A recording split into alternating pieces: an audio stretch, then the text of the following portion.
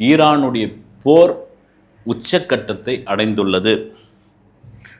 Iran ருத்ர தாண்டவம் ஆடுது அப்படிலாம் மாற்று கருத்து கிடையாது. அதை பார்க்கறதுக்கு முன்னாடி இப்போ நமக்கு இந்த கேஸ் தட்டுப்பாடு இருந்ததில்ல, அந்த கப்பலை ஈரான் இந்தியாவுக்கு அமுச்சு வச்சுட்டாங்க.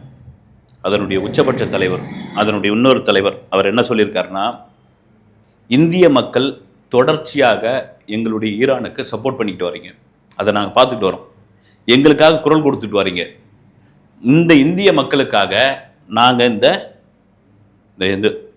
எரிவாயு, இந்த சமையல் இது எல்பிஜி, அந்த கப்பலை நாங்கள் அமுச்சு வச்சுருக்கிறோம் உங்களுக்காக, உங்கள் அன்புக்காக அப்படின்ற ஒரு விஷயத்தை அவங்க பதிவு பண்ணியிருக்காரு. அதுதான் சரிங்க.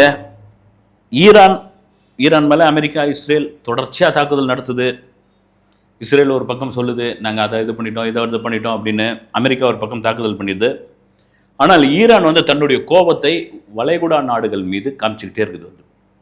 அது கத்தார், குவைத்து, குறிப்பாக யுஏஇ, அதுவும் துபாய். ஒரு 2 நாளைக்கு முன்னாடி கூட துபாய் விமான நிலையத்துக்கு பக்கத்தில் ஒரு எண்ணெய் கிடங்கு மேலே ஏவுகணை அடிச்சிருக்காங்க. அடித்த உடனே தடாலடியாக தற்காலிகமாக அந்த ஏர்போர்ட்டை மூடிட்டாங்க. அதுக்கிடையில் நிறைய அந்த இதெல்லாம் கூட பார்த்தேன். அங்கேருந்து துபாயிலேருந்து சில பேர்லாம் பதிவு பண்ணியிருந்தாங்க. ஏன் இது மாதிரி போய் நியூஸை போடுறீங்க, ஏன் இது மாதிரி இது பண்ணுறீங்க, அப்படிலாம் ஒன்றும் இல்லை, விமானம் போயிட்டு தான் வந்துட்டு தான் இருக்குது, அதெல்லாம் எதுவும் கிடையாது அப்படி இப்படின்னாங்க. குறிப்பாக அங்கே துபாயில், அந்த யூஏயில் இது மாதிரி காணொலியை, இந்த எண்ணெய் கிணறு பற்றி எறிகிற மாதிரி, இந்த ட்ரோன் பறக்கிற மாதிரி இந்த வீடியோ வெளியிட்ட ஒரு 19 பேரை பிடிச்சிருக்காங்க.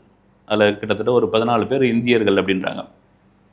குறிப்பாக இவங்க என்ன சொல்கிறது, அங்கே இருக்கிறவங்களாம் துபாயில் அப்படிலாம் ஒன்றும் இல்லை, எந்த பிரச்சனையும் இல்லை, குறிப்பாக வளைகுடா நாடுகளில், அதில் யூஏயில் ஒன்றுமே இல்லை,